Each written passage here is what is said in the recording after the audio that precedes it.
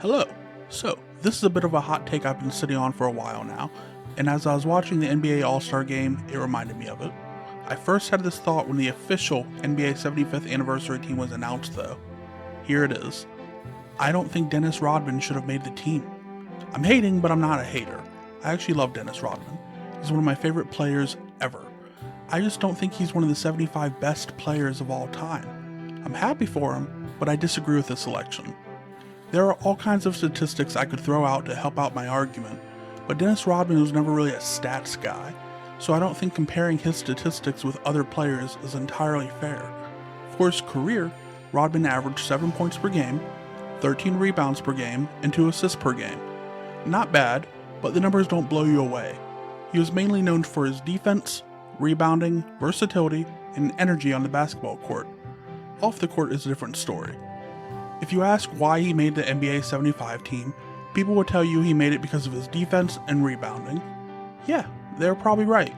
But is that thought right? Dennis Rodman was definitely a great defender. Definitely one of the better defenders ever. But was his defense so much better than other all-time great defenders? I don't think so.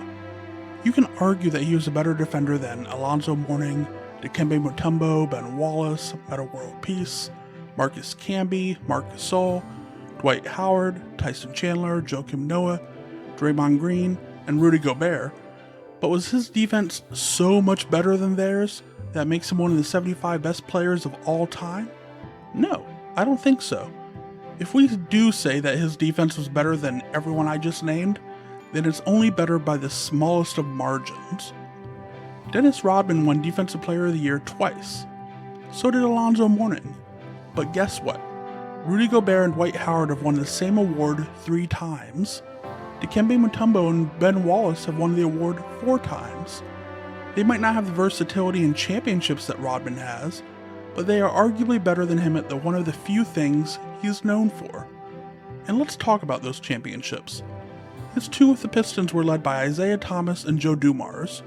One could even argue that players like James Edwards, Mark Aguirre, Bill Laimbeer, and Vinnie Johnson did more all around to contribute to those 2 championships. I'm getting a little crazy, but you'll see where I'm going with this later. The Bulls championships were led by Michael Jordan and Scottie Pippen. Again, one could argue that players like Tony Kukoc, Steve Kerr, Ron Harper, and Luke Longley did more all around to contribute to those championships. You can say it's crazy talk, but here's the point. Dennis Rodman was a role player. He was a great role player, but he never led a team. He couldn't. He wasn't good enough all around. Due to his shortcomings, he was never one of the best players in the league. So how does someone who is at best the 3rd or 4th best player on their team make the NBA 75 team? I don't want to diminish what Rodman did throughout his career, but I feel like there are better players deserving to be on the NBA 75 team. I feel as though the team should have been comprised of players who had to bear the responsibility of leading their team each and every night for their career. If Rodman didn't score, would his teams have still won games? Yes.